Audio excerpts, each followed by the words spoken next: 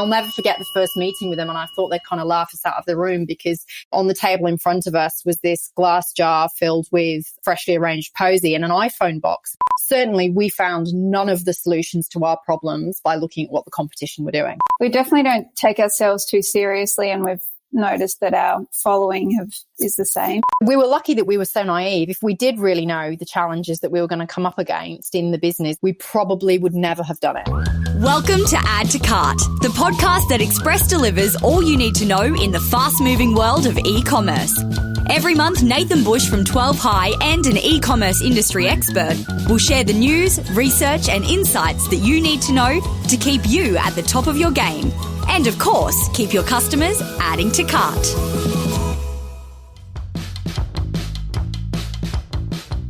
My name is Nathan Bush, host of Add to Cart, an e-commerce consultant at 12 High. Now, if you think you have a pretty good job, joining me today are two founders whose job it is to regularly put the smiles on the dials of thousands of Aussies every day. Hannah Spilva and Verity Tuck are the co-founders of gifting business LVLY, LVLY. Now, you've probably sent, received, or at least seen a lovely gift. Their trademark is amazing flowers in beautiful jars with personalised, heartwarming, or slightly sweary messages on them. They can't be missed. From backgrounds in advertising, Hannah and Verity are now turning over in excess of $3 million per year with LVLY. But I have a feeling it's just the start. As someone who regularly buys flowers for his wife, they are a breath of fresh air for this gifting industry. In this chat, you'll hear why they never intended to be a flower company, how being naive actually helped Verity and Hannah crack the biggest flower delivery problem, and how Hannah's Christmas was once ruined by providing some exceptionally good customer service. Oh. Now, thanks to our partner Shopify Plus and Klarna, here's our conversation with Hannah and Verity, co-founders of LVLY. Hannah and Verity from LVLY, welcome to Add to Cart. Thank you. Thanks for having us. Thank you. Now, guys, you're joining us from the lovely lockdown city of Melbourne. Is that right? That's We right. sure are. We're both How are you at home coping? at the moment. I think pretty well, all things considered. I think both of us and the team have remained in pretty high spirits, but we're all looking forward to the end of lockdown for sure. A bit more sunshine and social time, I think, is needed for everyone. Absolutely. Now, guys, you are the brains and the operations behind the gifting business LVLY, lvly.com.au, if anyone wants to check them out before we get into the conversation. Can you give me the idea of how you guys got together around LVLY and the idea behind LVLY? Sure. So for those that don't know or haven't heard about LVLY, we are a direct-to-consumer flower and gift delivery business. So we started the business in Melbourne around 2015. And really, I'd say LVLY didn't come from sort of place of one light bulb moment. It came from lots of areas of inspiration. But I think the overarching thing that I always look back on is that LVLY from day one came from a place of purpose. So there were lots of things we had no idea about and still don't have any idea about when we were launching this business.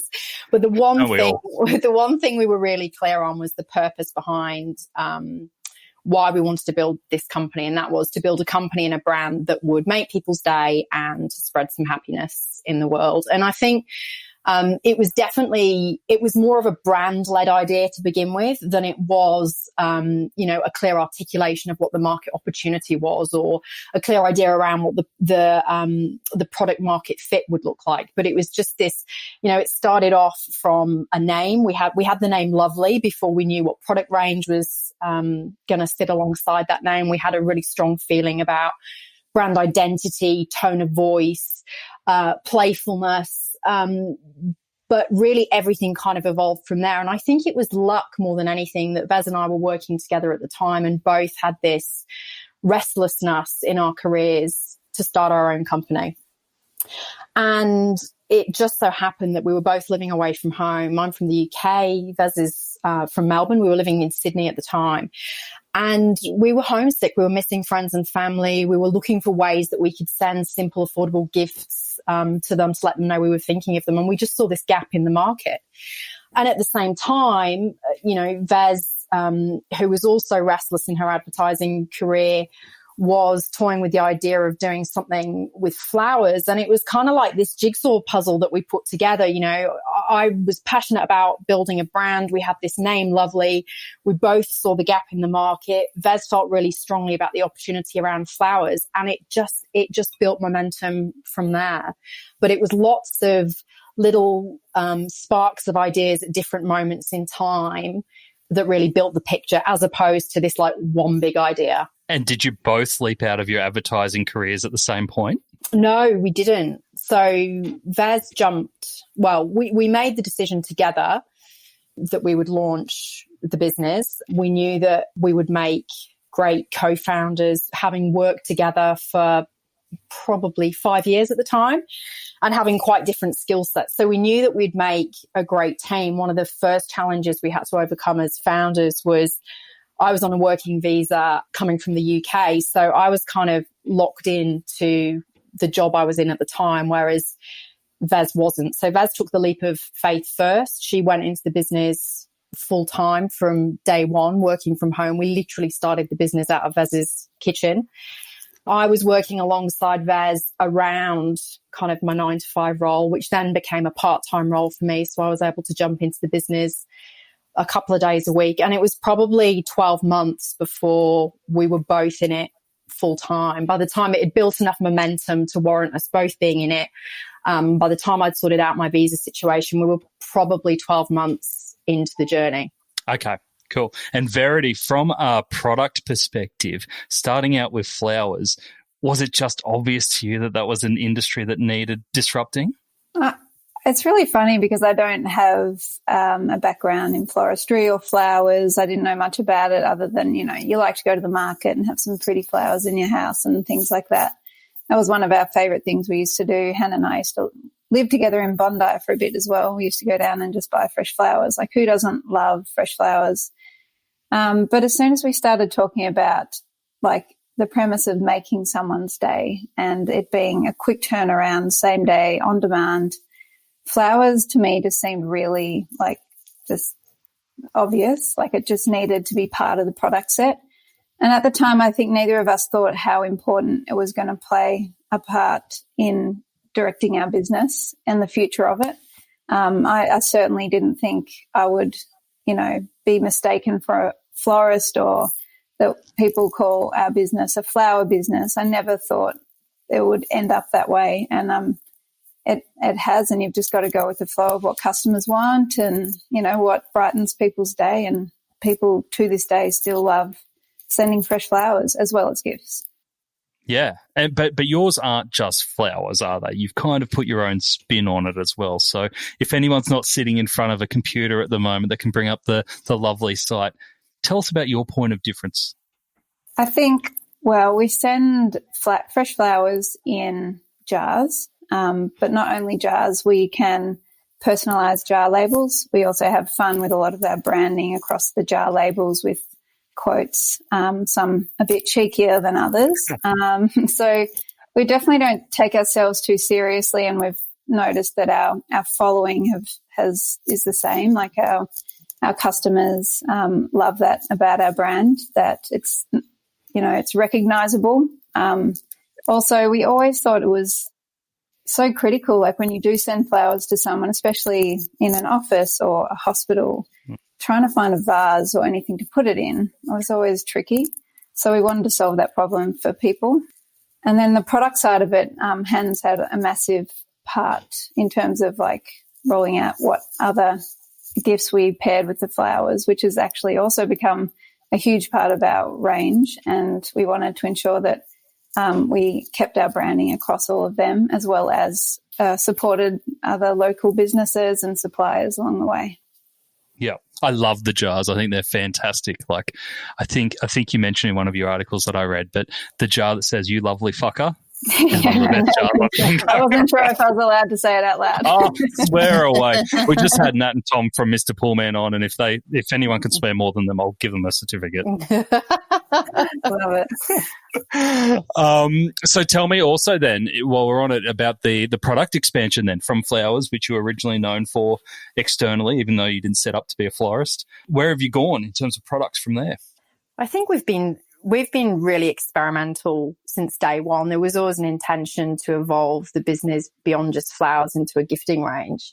But I think also the way that we've innovated with the product has been something that we didn't set out to do, but has kind of been the making of our business in a way. So one of the challenges we had to solve early on was, how can we get our product out to a national audience without developing this sophisticated network of florists across Australia, which is exactly what we didn't want to be. We wanted to steer very clear of the order gatherer model. We absolutely wanted to own the experience end to end from day one. And so one of the challenges we set ourselves was, well, how do we make this a scalable national product without outsourcing things? So we kind of set ourselves this challenge, which seemed ridiculous at the time, which was, is there a way we could send flowers through the mainstream postal network? Which is sort of presents a trifecta of problems, really, because you've got flowers which are perishable and they're fragile and they break very easily. Then you've got the glass jar, which we're kind of known for, which can break in transit. Then you've got water, which is pretty necessary to keep the flowers alive. So you've got this sort of trifecta of challenges, which really mean our product couldn't be less suited to sending through the mail.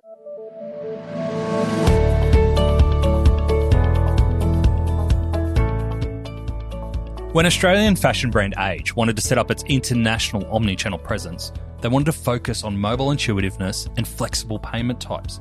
And of course, they turned to Shopify Plus.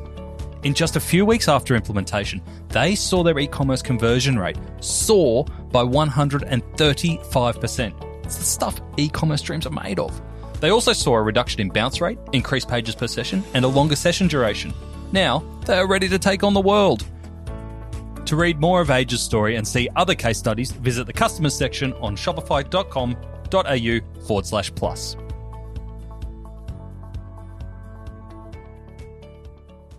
So we've talked about fulfillment there and some of the challenges that you've got around sales. So how did you overcome those challenges? So one of the key things we wanted to do was look at if we could evolve not just the product range, but our packaging range to mean that we could get this product out to a national customer base. So we set ourselves the challenge with working alongside specialists on both sides of the world. Actually, we did a lot of research around flower growers over in Holland and worked with them to find a product that meant we could remove the water from the jars but still keep flowers hydrated in transit for up to 5 days. And kind of finding that product and working with those guys was the sort of critical catalyst, I guess, for us being able to even think about moving forward with this idea of sending flowers through the mail. Then we looked outside our category for inspiration when it came to the unboxing experience, because obviously when you're dealing with gifts, the unboxing of the gift is critical to the overall experience. And so you can't really look at unboxing experiences without going past what Apple are doing and the way that they package up iPhones and all of their products, actually. So we did a bit of research around, well, how do Apple develop their packaging, and discovered there was such a thing as a box engineer, which I'd certainly never heard of, and we certainly couldn't afford one or didn't know where to find one. But what we did find was a cardboard manufacturer in Melbourne, and I'll never forget the first meeting with them, and I thought they'd kind of laugh us out of the room because on the table in front of us was this glass jar filled with freshly arranged posy and an iPhone box. And we basically said, we want to develop one of these boxes that can hold our product that we can send through the mail. And in fact, instead of laughing at us, they were completely engaged and excited about the problem we were trying to solve. And from there, we sort of embarked on this 12-week period of prototyping and testing, sending flowers through the mail. We engaged with, I think, around 20 customers across Australia. And we basically said, we're taking you on this journey. We're trying to evolve our product offering and our packaging. we don't know if this is going to work. We don't know if you're going to get dead flowers through the mail. In fact, we don't even know if they're going to arrive at all. Or your grandma's going to get dead flowers when you send it to her. Or your grandma's going to get dead flowers. But will you experiment with us? And they were all very willing. And over a period of 12 weeks, we iterated and we learned about, what was wrong with the solution. And we evolved it. And 3 months later, we were able to roll out a national flower delivery service, which means we can now send flowers anywhere in Australia on a next day basis. So we've always thought about sort of developing the product range, not just about developing the flower product itself, but what's all the innovation that sits around the flowers that are going to enable us to scale our business. So how big is your team now in terms of that?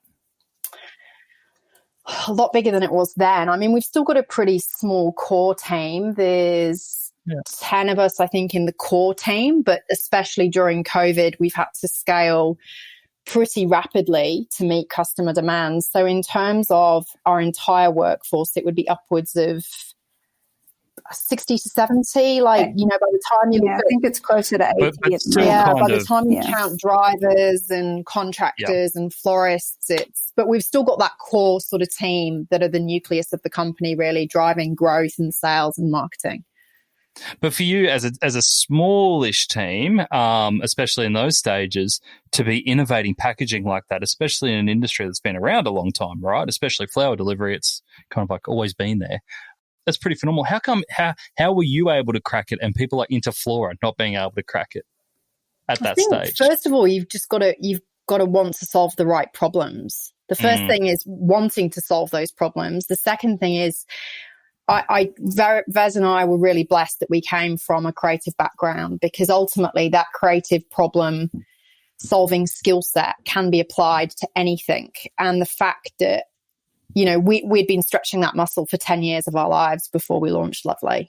Vez worked in client services, I worked in strategy, but ultimately we were both in the creative industry. And so we'd been solving problems for clients for a decade. And it was because we had that set of skills that we were able to bring that to LVLY and very early on really understand what are the biggest problems we need to solve at a macro level, and then apply that creative problem solving to solve them in just interesting and different ways. And I think the key thing is looking outside of your category, because you're often not going to find, certainly we found none of the solutions to our problems by looking at what the competition were doing. If we'd tried to do what they were doing, then LVLY would have probably lasted 12 months, if that. Yeah. And do you think it helped coming from the backgrounds that you did in terms of advertising? Because you're always trying to solve other people's problems in creative ways that they haven't thought about before, right? Whereas if you came from a traditional flower background or an e-commerce background and you knew all the challenges that you were going to come up against with water and glass and flowers and all that sort of stuff, that you may have just balked at the problem and just went, oh, it's too big. Definitely. We were so fortunate. We were lucky that we were so naive. If we did really know the challenges that we were going to come up against in the business, in the flower industry, dealing with perishable products, logistics, we probably would never have done it.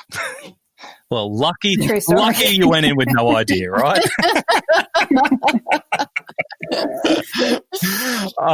One thing you touched on there that I think is really fascinating is that you said you've got your own fleet of drivers.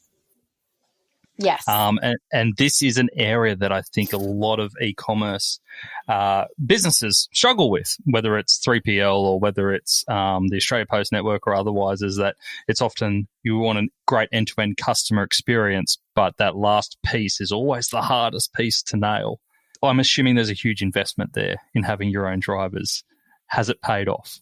Actually, it's our drivers, we've got our same-day drivers, so our same-day couriers are part of our team. They are contractors, but we use a third-party tech system to help, manage that process. And it is critical for that last mile and owning that experience with our customers, not only the end recipient, but our customer who ordered it. So there's kind of two people we need to please in that process. So those drivers are critical, especially when we're setting out to make someone's day.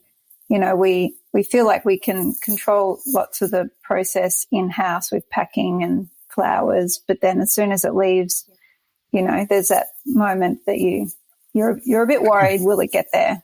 In the early days anyway. in the early days, we did a lot of our deliveries ourselves. So we knew how important it was to get that moment right. So that's why we made sure that we got a great tech software partner and started hiring our own drivers in the same day location.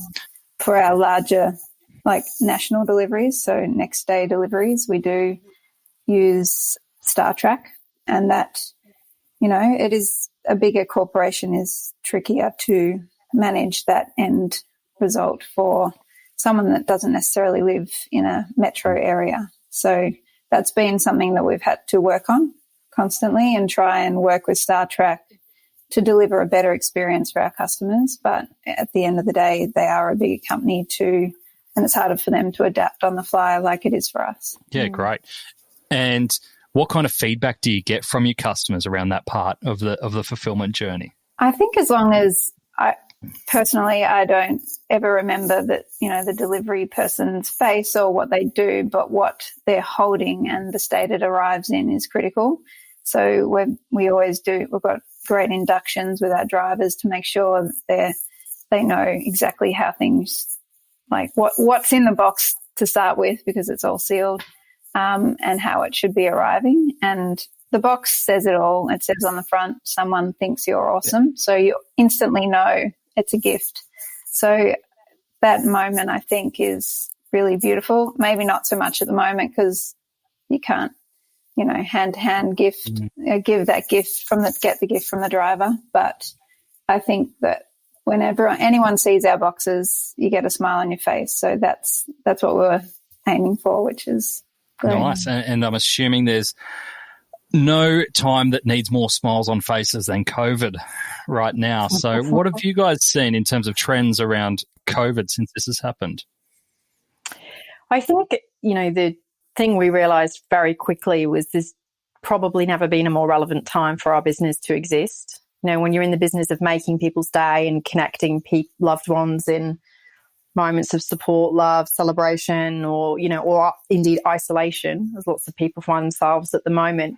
And Lovely has just kind of, you know, thrived. It's really been a story of survive to thrive for us over the last 6 months. We entered COVID with the same levels of anxiety as any business owner, not knowing what it meant for us. But I reckon very quickly, within 24 to 48 hours, we were seeing very positive signs that for us, there was going to be a silver lining in terms of a huge spike in customer demand.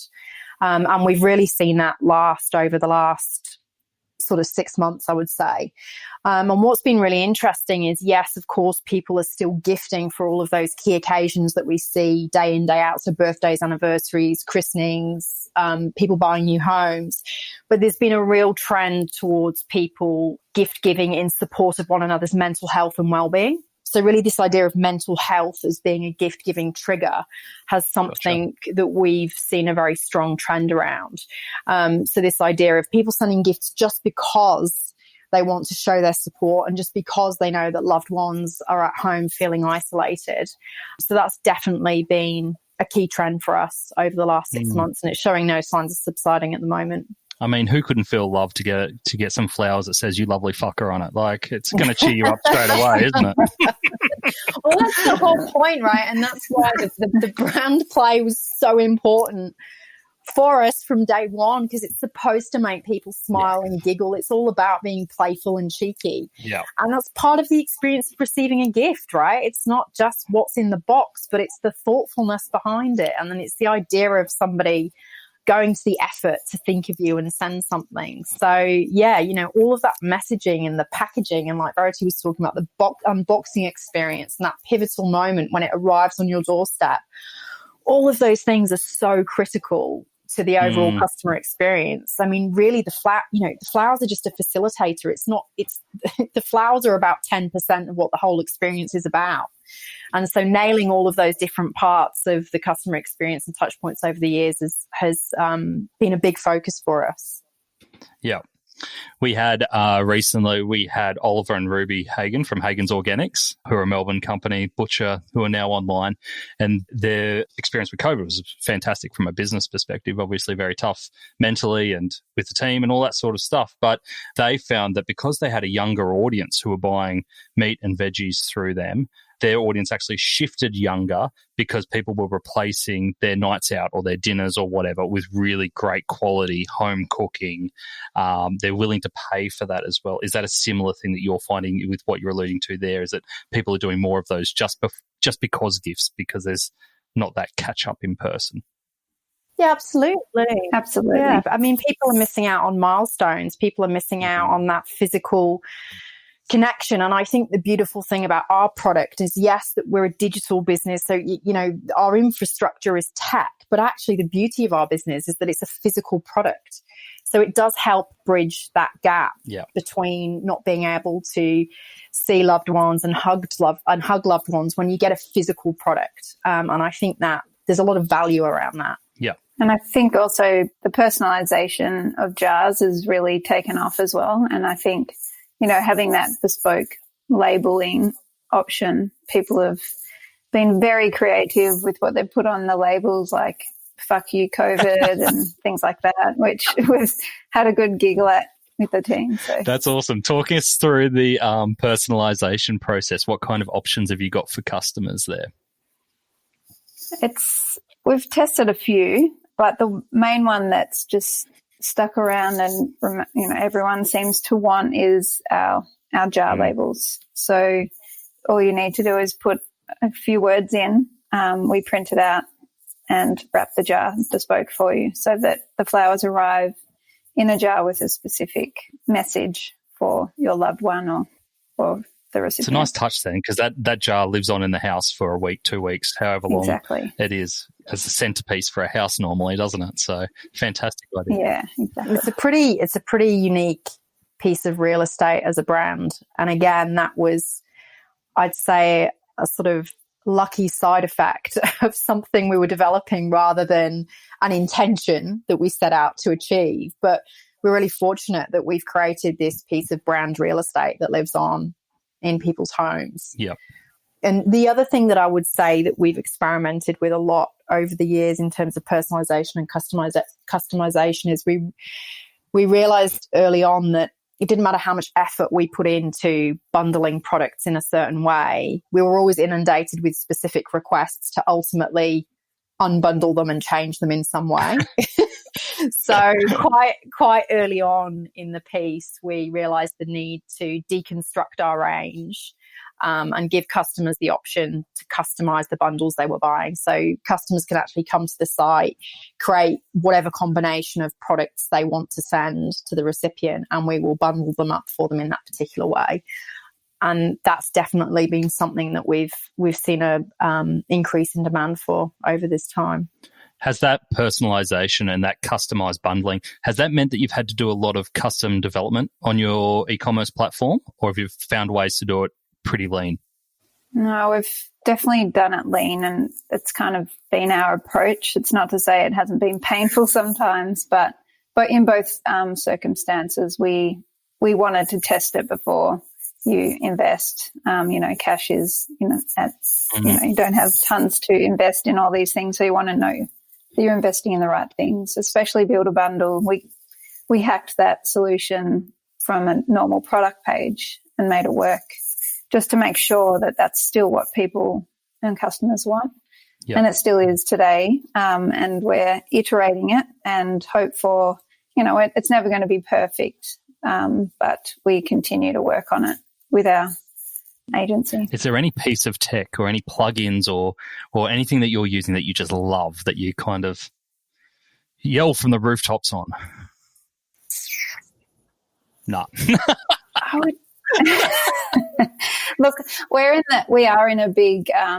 the process of decoupling our operations from our front end of the site, because it's been a bit limiting in the way we can use plugins. So there's so many amazing plugins and apps that we could and would love to try, but our current platform is restricting us slightly. So we're on a journey of using an inventory system and big, long timeline of getting a few other things up and running to then start trialing things that we have been wanting to for a long time. I think right now we're pretty impressed with our third-party tech with the logistics for same day, that they're a partner who are software engineers at their core, so they know what they're doing. And we feel like that's really been an incredible change in our business, being able to know where our gift is at all times, being able to give an accurate ETA, all those things are critical for that moment. So I think at the moment that would probably be the standout. What do you think, Han? Look, I think from my perspective, it would be the usual suspects. I mean, we are in and out of, in terms of the tools we use to guide decisions we're making every day, we are in and out of Google Analytics and Xero, I reckon, upwards of 50 times a day. The amount of times we are refreshing our data to understand where our sales at.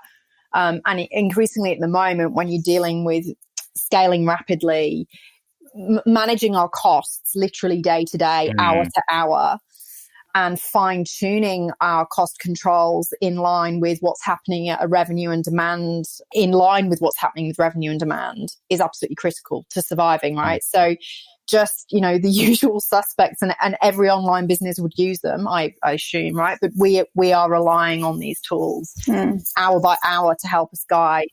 I almost forget about them because you use them so much. It just feels obvious, like, right? It's like email. It's so obvious, but at the end of the day, they're so powerful. We are running our business using these tools as signposts for the decisions we should be making every day. Yep. But even for you guys to say that the inventory system, your website analytics, and your financial platform are all things that you rely on or core to your business, they're fantastic foundations to have, right? Because you can always change plugins and you can change front end stuff, right? Yeah, but true. to have that at the back that's pumping away, that's a nice position to be in. I'm sure it's not all perfect, but it's nice to actually be able to say that. Sure. In terms of your customer, so I can imagine, and tell me if I'm wrong, that your customer skews a bit younger than the traditional gift buyer. It does, yeah, for sure. I mean, it's predominantly female, our customer, ranging in age. I mean, it's a broad audience, right? But sort of from 20, 25 to 50, really, but definitely skewing towards that younger demographic, a millennial customer, essentially. We get it. You're pumping out a lot of products and a lot of packaging at the moment. Did you know that Mecca saved 30% in their packing time just by changing up how they pack their goods? Our partners at Signet have over 5,500 packaging solutions that help other businesses such as T2, Lush Cosmetics, and IKEA make the most out of their packaging and logistics. Visit signet.net.au to find out more. Do you find that social plays a big role when we talked about the personalization and, the design you put into your packaging? Does social play a big role in getting the word out? Oh, yeah. I mean, it's critical. It's been critical from day one. I think the thing we've observed about our customers are they're social media led, they're mobile and digital natives, they're very driven by word of mouth and referral. And I think really over the years, there's sort of, there's obviously lots of research and data on what millennials want and what makes a great customer or brand experience for them. But we kind of boil it down to four key things. And the first thing is that convenience and on-demand are now a baseline expectation. It's not a nice to have. So the fact that they can order with us by 1 p.m. and we'll deliver by 6 p.m. the same day isn't really a USP anymore. It's an expectation. The second thing is we realized very early on, and we kind of geared the whole business around this, is that good customer service isn't good enough. It has to be outstanding for people to come back, and that's so critical in that retention piece. And the bar is so high. And I think for us, because we built our business around this purpose of making people's day, what's been great is that customer happiness doesn't depend on the quality of your customer service team, because actually every single person in our business is completely incentivized and aligned around the importance of making customers happy, which inevitably leads to a high level of customer service. The third thing that we know about them that we've touched on is this desire for customization and personalization, which has become so much part of our USP. And the fourth thing, which I think is becoming increasingly obvious in the way consumers spend their money and choose brands, is that millennials really want to spend money with brands that have a social and environmental conscience. And that's something that's a big part of our DNA as a business. And we've built our values around being lovely to people, lovely to Australia, lovely to the planet. So we have initiatives such as donating all unsold posies to aged care homes and hospices. So we're really driving towards that idea of zero waste. And in addition, over the last sort of 2 years, we've really intentionally pivoted our supply chain towards what we've kind of coined a paddock to posy approach, which is really about staying local and going direct to Australian flower growers wherever we can. Now we're still on that journey. We'll be on that journey forever. We're about 80% of the way there at the moment. But they're kind of like the four key themes that have really emerged as drivers when it comes to the buying behavior of this audience, and certainly things that we've intentionally tried to build out our business around. That's brilliant. And I think those simplifying into those four key pillars for that audience gives a real clear direction for you and your team. Can you tell me any moments where you've had to put odd situations where you've had to put a smile on customers' face? I mean, you always go to the Zappos example where people ring up about the shoes and they want a pizza and they connect them to a pizza and end up having a pizza delivered to the door of someone who wanted to buy shoes. Have you had any of those moments where you've gone above and beyond for customers in that customer service role? I think there's been lots of times where both Vez and I have ended up literally jumping in the car and delivering something to a customer to solve a problem. Yeah. Less so now because we have a much more developed network when it comes to logistics. But in the early days, I mean, we were literally hopping in our cars left, right and centre to make sure that customers got products. I mean, I think one memory that stands out for me early on was, I think it was probably our second Christmas trading, and we were experimenting with selling miniature Christmas trees. And coming from the UK, I have a particular obsession and passion for all things Christmas. And I was really excited about these miniature Christmas trees, and I'd kind of set one aside with my name on it, and we're not selling that. It's mine. I'm going to take it home and decorate it. And I remember that they just sold better than we thought they would. And we had this customer on the phone because she'd seen that they were sold out on the website, and she was desperately trying to get hold of one.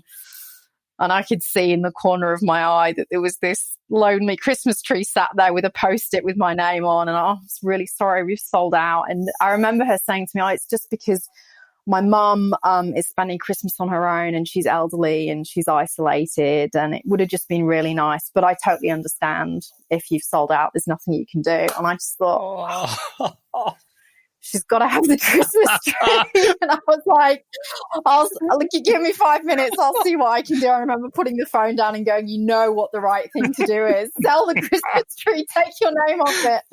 And I remember calling her back and going, as luck would have it, we've been able to source one more Christmas tree. You didn't call her back and say, you've ruined my Christmas, but I hope your mother has a great Christmas. Yeah, no, she didn't need to know the detail, but I'll never forget that kind of moment of sort of half begrudgingly, but knowing it was the right thing to do. And it was the right thing on a personal level, and it was definitely the right thing on a commercial level to sell the tree. But that's definitely something that sticks in my memory. Brilliant. Have Christmas trees come back since? I think they've come back for a couple of Christmases. We've had issues. We've had issues with supply. We've had issues with transporting them. I think in the early days we could afford to do a lot of things that weren't particularly scalable, but were just fun. And now we just don't have the luxury of being able to do that as much, because we're running a national business. So you've got to sell products that work at a national level. So for all of the upside that scale brings you, clearly at some points there's also going to be some trade-offs and compromises, and sometimes that your range, and sometimes those compromises are that, you know, your range has to be reduced or streamlined to facilitate the business model you're trying to build. Absolutely. What is next for Lovely, other than surviving COVID and just getting through? Where's the focus area for you guys for growth? Well, I think our vision remains completely unchanged from day one. So, you know, we've always been clear that our ambition is to build the most loved and most used gift and flower delivery service in Australia and the world. So for us, that vision hasn't changed. COVID doesn't affect that. It's actually made the timeline to get there a bit shorter. We've accelerated massively over the last 6 months. We've probably seen about 2 years of growth. But for us, we stay clear and steadfast on that vision. We're evolving the company by, I think, responding to other ways that we can be useful and relevant to customers. So we're developing a lovely weddings range and a lovely corporate range because we realized that they were products and services that were very relevant to our existing customer base. So we'll continue to innovate with our product. We'll continue with our geographical expansion. So, for us, we want to be pretty aggressive over the next 12 months about extending that same day delivery service into other cities and significant urban areas across Australia. And most of all, just, not taking our eye off the purpose of why we're doing this. So yes, we want to grow and yes, we want to try new things, but ultimately staying absolutely focused on customer service and making people happy. Brilliant. Hannah and Verity, thank you very much for joining us on Add to Cart. We love what you're doing with LVLY. And if anyone wants to check it out, visit lvly.com.au. Thanks, guys. Thanks for your time. Thanks for your time, Nathan. It was so refreshing to hear from two people that had come from outside of an industry and then been able to disrupt something that had been around for so long. Hannah and Verity had to rewrite what a gifting business means in order to appeal to a new customer base. Their focus on millennials has paid off hugely, but it means that they've had to do things differently. And I think it's worth just revisiting Hannah's 4 rules for appealing to a millennial customer. 1, convenience and on-demand.